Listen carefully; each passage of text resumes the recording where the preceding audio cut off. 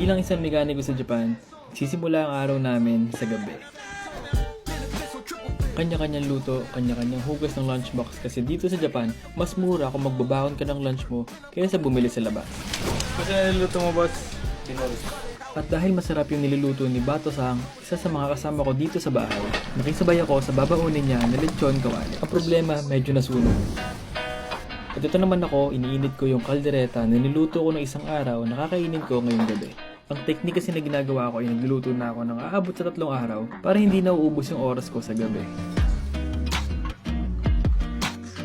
Pagkatapos kumain, magligpit, mag-toothbrush at maligo. Sinimulan ko yung video na to sa gabi kasi sa gabi pa lang, sobrang dami na namin ginagawa. At ngayon, nagtimpla lang ako ng hot chocolate. So, nagsuot lang din ako ng sweater kasi ngayon, 5 degrees Celsius na dito ngayon sa Japan. So, malamig na. So, after namin gawin lahat ng yun, ito na yung time na ginagamit ko para sa hobby ko. Ito na rin yung time para kausapin ko yung family ko, yung girlfriend ko, since malayo nga sila sa akin. So, itake ko na rin yung time na to para i-tour kayo dito sa kwarto ko, dito sa Japan. Pagpasok natin ng kwarto, ang una nating makikita is itong racing simulator ko or yung drift simulator ko. Gumagawa ako ng mga content about drifting, learning how to drift, and using scrap parts para maging mas realistic pa yung mga peripherals or yung parts ng drift simulator ko dito. Next up na makikita nyo is itong bracket ng steering wheel ko. So dito nakalagay yung extra ko na steering wheel. Ito for racing ko ito ginagamit. Yun naman is for drifting since deep dish yun. So dito naman yung mga collection ko ng mga sasakyan. So meron ako ibang na-assemble nandoon. Bali itong dalawang to hindi ko pa na-assemble. Itong Nismo and Initial D na A86. Bali pag nagka-time ako gagawin ko siya pero sa ngayon kasi medyo busy pa ako. Kaya soon. So next up is itong work table ko. So usually talaga dito ako nag-i-edit. Nalagay ko itong laptop ko dito and dyan ako mag-i-edit ng mga videos na napapanood nyo tulad nito. And yun, ito yung parang work area ko. And dito ko ginagawa yung mga videos and then dito ako nag-aaral ng Japanese since hindi pa ako ganun kagaling mag-Japanese. And meron ako dito editing speakers para malinaw yung mga videos natin, yung quality ng sounds. Controller ko kung sakali merong mga tropa na dumarating pag naglalaro kami. So wala namang masyadong special, ito lang. So ito napundar ko to, 1 year. Lahat yan, 1 year na ipon ko dito sa Japan. So from zero talaga, siguro yung dala ko lang dito is yung laptop ko and yung camera. And ngayon, ito na siya. Mga naipon ko na binili ko na feeling ko ikayayaman ko. So next up is itong kama. Syempre, dito ako natutulog. Ang mga kama kasi dito sa Japan, ganyan lang talaga. Wala sila nung parang bed frame. Sa sahig lang talaga since tatami room to. Ito, tatami. So kaya pala ganyan yung floor kasi pag nag-winter, malamig nga. So, ito yung nagpe-prevent na lumamig yung sahig. Ito naman yung mga damit ko na ginagamit pag umalis ako. Yan lang lahat. So, dito naman sa side na to yung mga light stands ko or yung tripods ko, monopod, lahat articulating arm, sadness, balungkot pa din kahit anong gawin niya, balungkot pa rin siya. So, ito naman yung mga ginagamit yung jacket for Monday, Tuesday, Wednesday, laba, then repeat. So yun, at the end of the day, nandito lang ako, naglalagay, nag-iisip ng mga bago. I-share sa inyo ng mga experience ko dito sa Japan. So dun lang umiikot yung channel ko talaga sa car culture, life as a mechanic in Japan, crafting, sim racing, sim drifting. Kaya kung interesado ka sa mga sinabi ko na yun, please follow or subscribe. Pero sa ngayon, mag-practice muna ako mag-drift. May pasok ako bukas. See you tomorrow. Paggising sa umaga, ito naman yung daily routine ko. Hindi ako nag-breakfast pero umiinom ako ng whey protein na hinahaluan ko ng silken tofu, whey protein powder, creatine, instant oats, saka ko biniblender. For lunch, nagbaon lang ako ng 1.5 cup rice since nagkakat na ako ng calories ko this month. Na-workout mo ngayon, sir? Biceps. Oh. Sige, mga mekaniko. Boss, hindi naman, boss. Sige na, ubarin mo na yung boss. Pagpakita ko wala. Pwede yung mga mekaniko, nag-workout sa umaga. Dito sa bahay, 3 kami na nag-workout kaya habang naghihintay, umiinom muna ako ng whey protein. At ngayon, tapos na sila magbuhat, back workout tayo.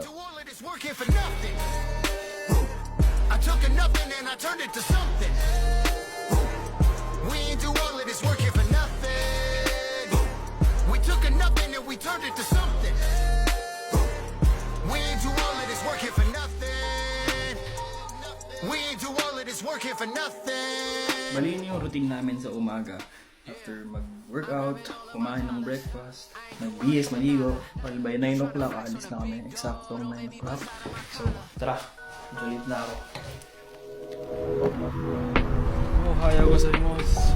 On the way sa work, nagbabike lang kami kasi medyo malapit lang naman. 5 minutes. Ohayou gozaimasu. Ohayou gozaimasu. Genki desu ka? Ohayou gozaimasu. Pagpasok, una namin ginagawa ay nililinis namin yung mga sasakyan na ginawa namin kahapon para may ready for the release. At pagkatapos, nire-ready ko naman yung mga kakailanganin ko for 1-year inspection or 2-year inspection or tinatawag na shaken. Usually, kapag wala namang problema yung sasakyan, basic maintenance lang tulad ng brake cleaning at pagpatak ng 12 o'clock. Ohiru gohan, lunch time. Oh, yasashi! Gohan!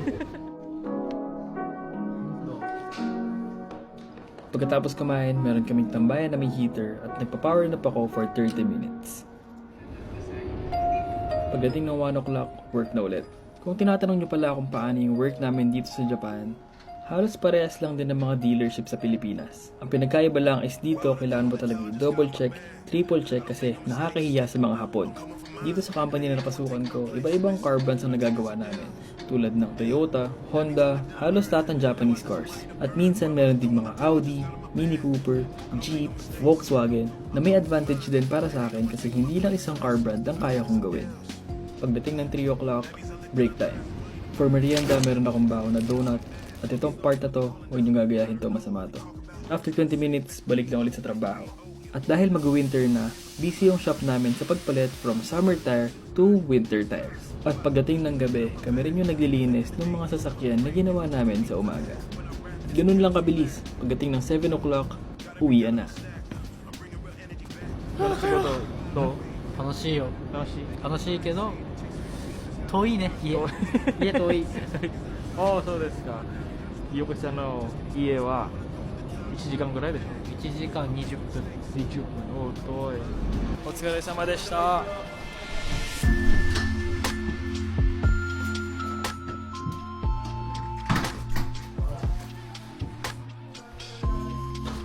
Pero nung umiikot yung buhay namin dito sa Japan, minsan naiiba lang kapag kailangan namin mag-grocery or meron kaming lakad na iba. Pero most of the time ganun lang. So minsan nalilate, minsan mas maaga. Tulad ngayon, mas maaga ako, 8:56 pa lang, natapos na ako sa lahat. And ito na yung time ko para gawin yung craft ko or yung mga gusto ko na ginagawa after work. Bali, itong video na to para to sa mga curious kung paano ba yung buhay ng isang mekaniko sa Japan, paano ba umiikot yung araw-araw namin. So, bali para sa amin, meron kaming malaking bahay na tigi-isa kaming kwarto. So, hindi kami yung pumili, yung company namin yung pumili ng bahay na to. And pagdating namin dito, ito na yung binigay sa amin. So, siguro isa ako sa mga swerte na nabigyan ng ganito. Kasi yung iba nagrereklamo na maliit daw yung kwarto nila, maliit yung bahay nila, parang dorm lang. So, isa ako sa mga maswerte na nagkaroon ng ganito, ng kwarto na maganda. Thank you, Lord. So, para tapusin yung video na to, gusto ko lang sabihin sa inyo kung paano ko ikukumpara yung buhay ko noon sa Pilipinas sa buhay ko ngayon dito sa Japan. Bali, unahin ko na yung sa Japan. Dito sa Japan, natuto ako maging consistent nga. Parang halos araw-araw, consistent yung ginagawa ko. And sa tingin ko, bawat araw na lumilipas, nag-i-improve ako as a person. And hindi lang ako basta mekaniko lang ganun. So, sa culture naman, hindi mo talaga mako-compare yung Japan sa ibang bansa. Japanese Japan. Wala ka talagang masasabi. Ang masasabi ko lang, sobrang strict lang nila. Stricto sila pagdating sa video. As a video creator, medyo mahirap sa akin yun. Kasi minsan, sisitahin ka talaga kapag ka nasa loob ka ng shop. Bawal dito mag-video. Ganun. Minsan may mga ganung times. Sa Pilipinas naman, mag-i-improve ka as a mechanic. Kaso kasi yung sahod talaga sobrang baba sa atin as a mekaniko.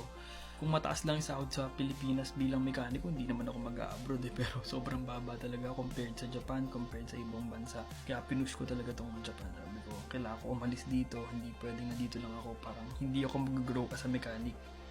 Kasi wala naman akong pera. So paano ako mag-iipon ng sarili kong shop? Wala akong mayaman na pamilya para mag-provide ng mga ganun. So medyo humahaba na yung video, kailangan ko nang putulin. Balik, kung meron kayong mga tanong about sa Japan or curious kayo about Japan, try nyo ko yung message, try ko sagutin yung mga tanong nyo or gawa ko ng video na sinasagot yung mga tanong nyo about dito sa Japan, kung paano ako nakapunta dito. Or kahit hindi about Japan, kahit dito sa sim drifting ko, video editing, try nyo lang ako yung message. Try ko sagutin. Medyo marami na rin kasi nagtatanong or nagbe-message sa akin. So, maraming salamat sa panonood. See you on my next one.